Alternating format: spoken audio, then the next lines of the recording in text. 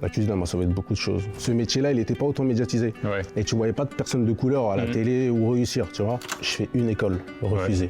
Non. Deuxième école, refusée. Troisième école, liste d'attente. T'étais un vrai charrieur. Il y a eu les vis, bah pourquoi pas, let's go. Stylé, non? Stylé de fou. Ah, merci. Dans une cuisine, t'es leader un peu quand t'es chef. Tu peux pas te permettre d'être en dessous, d'être affaibli. Tu dois rien montrer. C'est difficile. J'ai perdu mon père. Et ça a été très très dur. Là, ma mère, c'est ce qui me reste et c'est tout pour moi, tu vois. C'est fort de t'entendre dire ça, ma mère, c'est tout ce qui me reste. Ouais.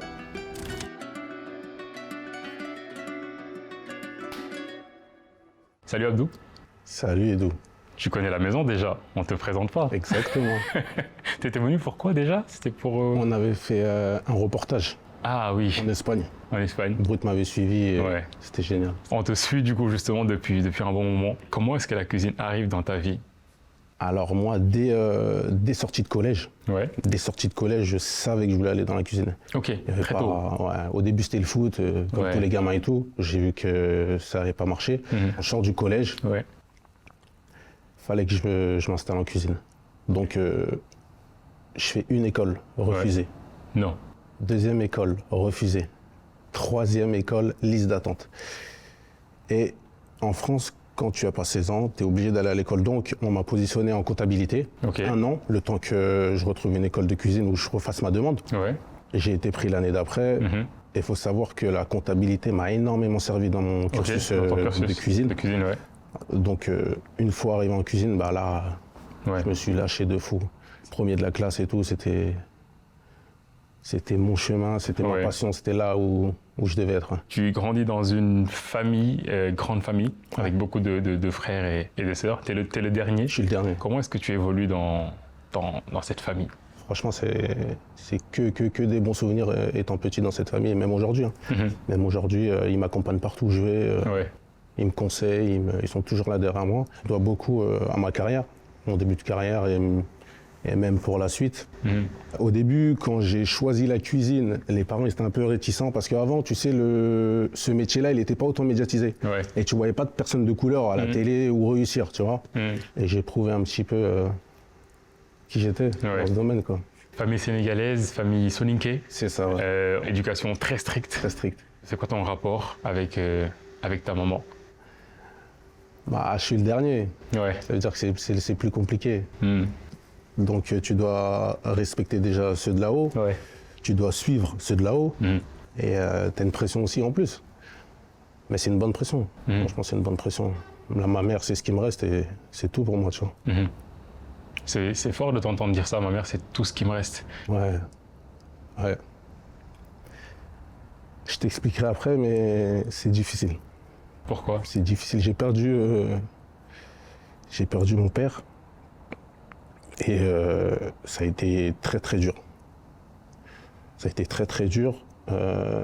J'ai failli arrêter la cuisine. Je savais plus où j'étais et tout, tu vois. Et grâce à ma famille un peu, j'ai réussi à me relever. J'ai réussi à me relever, mais c'était très compliqué. Aujourd'hui, il me reste ma mère et ma famille, tu vois.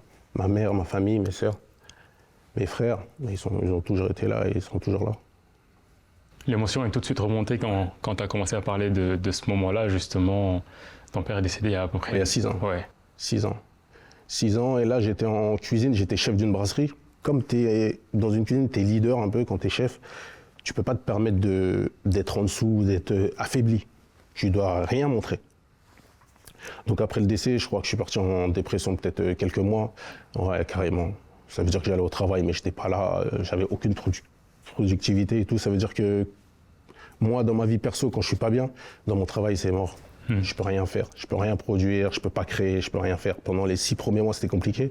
Après, j'ai repris goût au métier, c'était ma passion, donc voilà. Ça te sortait un peu de cette tristesse, ça te permettait d'oublier. Une thérapie? Ouais, la cuisine m'a sauvé de beaucoup de choses. Franchement, elle m'a fait grandir. Cette épreuve-là qu'il y a eu avec mon père, ça m'a fait prendre peut-être 15 ans en 6 mois. Ah ouais? Ouais. J'ai changé complètement. Je voyais plus la vie pareille et tout, ça m'a fait vraiment grandir. Ouais.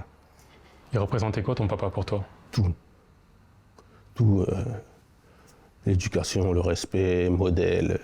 Papa Soniké, tu connais. Fier. Un exemple. Un pilier. Un vrai pilier. C'est quoi les plus beaux souvenirs que tu gardes de lui? La famille. Il était vraiment famille. C'était vraiment le mec qui soudait tout le monde, quoi. Ouais. Ouais. Après son décès, tu... J'ai explosé. Ouais. Franchement, ça m'a fait redécouvrir même la cuisine, ma passion, la vie, les gens, tout. Je t'ai dit, ma vie, elle a changé vraiment. J'ai vraiment appris à revivre, appris à aimer les gens, Ouais. à voir les choses différemment, à aller souvent au pays, à aller souvent au village où on a enterré mon père là-bas. Et en vrai, c'était bénéfique pour moi. C'était une épreuve difficile, mais finalement, c'était un moteur quelque part. Ouais, un vrai moteur, un vrai boost, un turbo même. Aujourd'hui, quand tu vois ta maman, qu'est-ce que tu ressens? Je suis obligé de tout lui donner. Je suis son dernier, son fils, il me reste qu'elle. Donc on va tout faire pour. Tout faire pour elle, pour la famille, pour tout le monde. Une de tes sœurs avec qui on a échangé en préparant cette interview, Ouais. et il nous a justement dit cette phrase, il nous a dit « Abdou, la famille, c'est tout pour lui ». Ouais. C'est vrai. C'est l'éducation. Ouais, ouais. Et en plus, il faut savoir que je suis le dernier. Ouais. Donc c'est encore plus compliqué. Hmm. Il y a une pression tout le temps. Une bonne pression. Ouais. Et Et comment tu la gères, cette pression au quotidien? non, ça va. Ouais. En fait, avec la pression que je subis au travail, Ouais. rien ne peut m'arriver. En vrai. Ouais. En vrai, rien ne peut m'arriver. T'es déjà préparé en Ouais, quelque je sorte. suis préparé, je suis forgé, je suis bien entouré. Voilà. C'est difficile de parler de ces choses-là. Ah, grave. C'est la seule chose qui m'abat. Ouais. Ouais.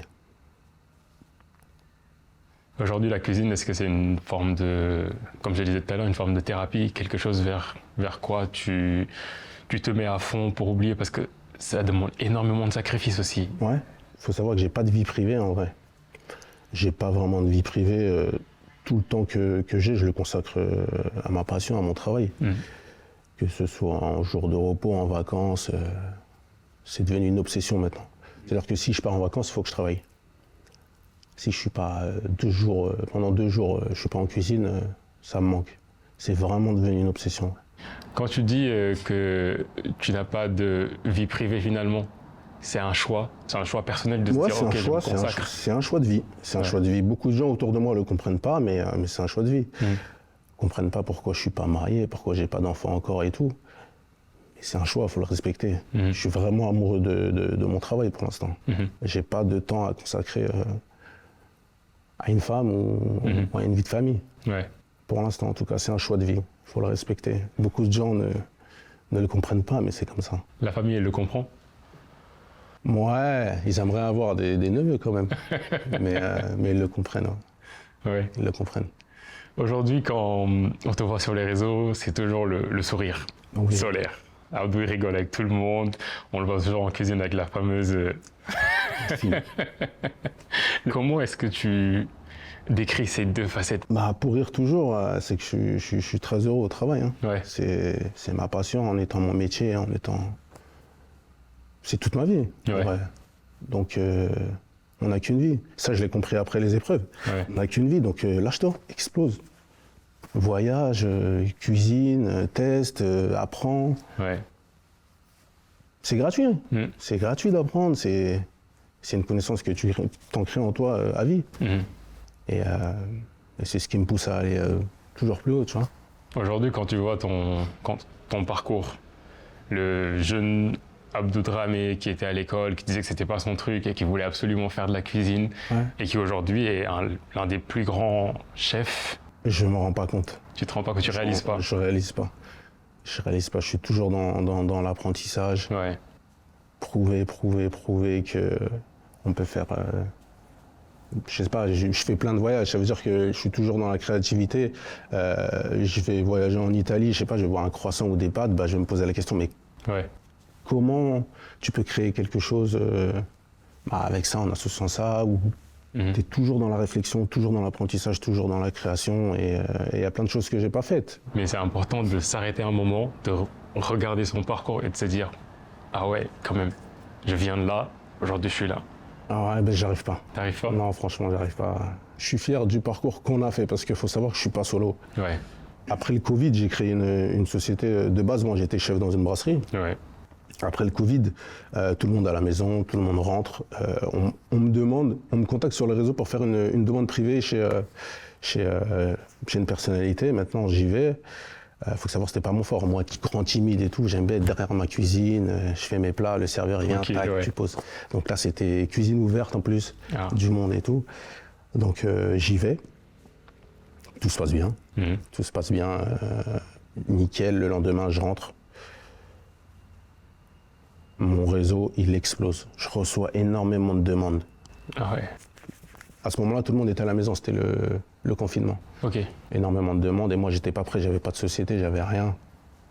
Donc derrière, je crée une société. Ok. Je prends des serveurs, des cuisiniers, une secrétaire, un manager aussi. On voyait pas des chefs qui partaient Ouais. à travers le monde, chez des personnalités qui montraient tout leur quotidien, Totalement. comment ils mangent, ce qu'ils font. Ouais. Et derrière, ça a explosé. Les médias, ils ont suivi, ils m'ont accompagné. Et mon personnel, il a joué beaucoup aussi dans ce développement. Donc, Chef Abdou, c'est pas que moi, tu vois. Ouais. Il y a plein de gens derrière moi avec qui je travaille et qui comptent pour moi. Voilà. La maman, aujourd'hui, qu'est-ce qu'elle te dit quand elle voit le parcours? Est-ce qu'elle te dit « Ah, Abdou, je suis fier de toi Ouais, elle est fière. Surtout quand je fais des personnalités sénégalaises. » Ouais. Ouais, comme Wally, où j'ai fait je suis allé chez des présidents et tout. Ouais. Elle était vraiment fière. Ouais. Elle te le dit? Ouais, elle me le dit, ouais. Tu le ressens Elle comment? me le dit, ouais. J'ai pas de... Je m'en rends pas compte. Ouais. Vraiment, je m'en rends pas compte. J'avais vu cette... comment tu l'appelles? La petite... Ça, mon bouclier. C'est ton bouclier? Ah, c'est un bouclier. Ouais. Il est côté cœur en plus là, non? Ouais, exactement. Comme je suis fan de mode, j'aime tout ce qui est Ouais. les habits, tout ça, c'est mon kiff. J'ai fait une collaboration avec Levi's. Avec Levi's, ouais. Ouais, avec Levi's. Ils m'ont dessiné ce bouclier. Ouais. Bon, j'en ai plusieurs, mais celui-là, je trouve que c'est le plus beau. Et après, on a fait une petite collab assez sympa. Ça s'était jamais vu en vrai, un cuisinier avec une marque comme Levi's. Totalement. Et il faut savoir qu'aujourd'hui, tout le monde se rapproche de la food. En vrai. 2025, la food, tout le monde cuisine, que ce soit des marques de textiles, de voitures. Ouais. Tout le monde collabore avec la food. Ouais. Et donc là, il y a eu Levi's, bah pourquoi pas, let's go. Stylé, non? Stylé de fou. Ah, merci. Mon gars. Pour un amoureux de mode, là, t'es bien. Ah, merci beaucoup. Ça te fait quoi de voir le nom Dramé porté comme ça partout, représenté dans les médias? Moi, c'est une fierté. C'est une fierté. Tu te dis que c'est le nom de ton père, quand même. Ouais. Partout où tu passes, tu te dis que tu dois être droit, carré, respectueux. Tu portes un nom. Ouais. Et il n'y a pas que moi comme Dramé. Ouais. Automatiquement, tu connais Chef Abdou, tu connais Abdou Dramé. Ouais. Tu vas croiser un autre Dramé, mais tu vas faire le lien. Tu vas faire le lien. Donc si demain, moi, je respecte pas ce nom, Ouais. derrière, répercussion sur les autres. Et c'est important, le respect. Très important. C'est un milieu très très sélectif, tu le disais tout à l'heure, et qui demande énormément de sacrifices. Justement, c'est quoi ces sacrifices? Parce qu'on voit maintenant les chefs cuisiniers, tout ça, on voit maintenant. Mais c'est quoi l'envers du décor? C'est quoi les sacrifices que vous faites au quotidien? Ah, c'est ça, tu n'as pas de vie privée en vrai. Quand toi, tu es en repos ou tu es en vacances, nous on travaille. Quand toi tu es en pause déj, nous on travaille. Quand toi tu rentres chez toi le soir ou tu vas dîner avec ta famille, nous on travaille. Jour férié, on travaille. Noël, on travaille. Les fêtes, on travaille. On travaille sans cesse quand l'autre être humain est en repos. Et tout ça, tu rates. Ça veut dire que des fois, il y a des événements, des mariages dans ta famille, des naissances, des décès. Le travail. Et ça, c'est dur. Ça, c'est dur. Tu es au travail, tu as une petite pause de 5 minutes, tu ouvres les réseaux, tu vois qu'un tel, il est là-bas. Ou eux, ils fêtent l'anniversaire de ta nièce, ou le mariage de un tel. Et ça fait mal. Ça fait vraiment mal. Mais c'est la passion qui te fait tenir. C'est la passion qui te fait tenir. Je disais tout à l'heure que tu es très jeune et justement, tu as pas forcément du coup ce temps-là de profiter de la vie, de kiffer en fait? Bah, je le kiffe autrement. Ouais. Je le kiffe autrement. Je m'épanouis dans mon métier. Comme je t'ai dit, c'est un choix de vie. Mhm. Beaucoup de gens ne le comprennent pas, mais c'est Ouais. un choix. Ouais, Et j'aime ce choix. Je ne le regrette pas. totalement. Franchement, je ne le regrette pas. On arrive vers la fin de l'interview, Abdou. Quand on essayait de caler cette interview pour la première fois, je me rappelle, tu avais une appréhension. Ouais. Tu m'as dit, Edou, j'ai jamais fait ça, j'aime pas trop parler de moi et tout. Ouais. Comment tu te sens là aujourd'hui? Bah, là, ça va, hein, ça s'est bien passé. C'était compliqué au début, mais Ouais. tu m'as bien facilité. Merci. Dernière question qui va être difficile pour la fin. Ouais. J'aime bien la poser à la fin de ce format, demander aux gens en fait quelle question on leur a jamais posée ou à laquelle ils redoutent. de rép- Redoute. Ouais. Ça, c'est une vraie question, ça. Genre tu pars en interview et tu te dis j'espère qu'il va pas me demander ça. Ou j'espère qu'on va pas parler de ça. Souvent, on me pose la question, si tu cuisines, comme je suis musulman, Ouais. on me demande, mais comment tu fais quand tu cuisines du porc et tout, Ah. ou tu cuisines du vin et tout. Et comment tu fais du coup? Bah, du coup, je le goûte pas. Ouais. Donc, forcément, dans mon équipe, il y a quelqu'un qui s'y connaît et qui le goûte. Mais il faut savoir que quand tu cuisines, tu as des recettes de base. Ça veut dire que demain, tu vas cuisiner, je sais pas, du porc, bah, tu as un temps de cuisson pile poil. Ouais. Tu as un degré de cuisson pile poil. Et que tu le respectes. Et derrière, juste l'assaisonnement, bah, tu fais. Ouais. Tu vois. Ok. Donc, au début, ça a été compliqué. À l'école, t'en cuisines. Quand j'étais dans des palaces, tu étais obligé de le cuisiner. Tu ne pouvais pas être dans des grandes brigades, dire Ouais. non, je ne touche pas et tout. Après, c'est un choix. Hein. Ouais. Il y en a, ils l'acceptent pas, ils vont pas cuisiner en palace ou dans d'autres cuisines. Ouais. Après, moi, sur ma carte perso, Mhm. ce que je propose en privé, je ne le vends pas, mais quand je travaille en palace ou dans des restaurants étoilés, ouais, il y en a, ça m'arrive. Mhm. Mais je le mange pas, je le cuisine, mais je le mange pas. Et cette question revient souvent. Elle revient souvent. Ah, comment tu fais Il y a du porc partout et tout, mais je suis en France, Ouais. et tu t'adaptes.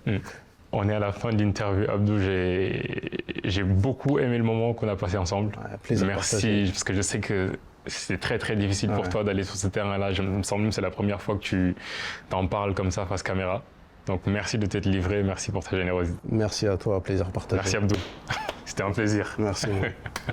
Ça va, ça a été? Ouais, nickel. Franchement, nickel. Ouais, Ouais. Nickel. c'est un bon. C'était chaud. Ah, c'était chaud.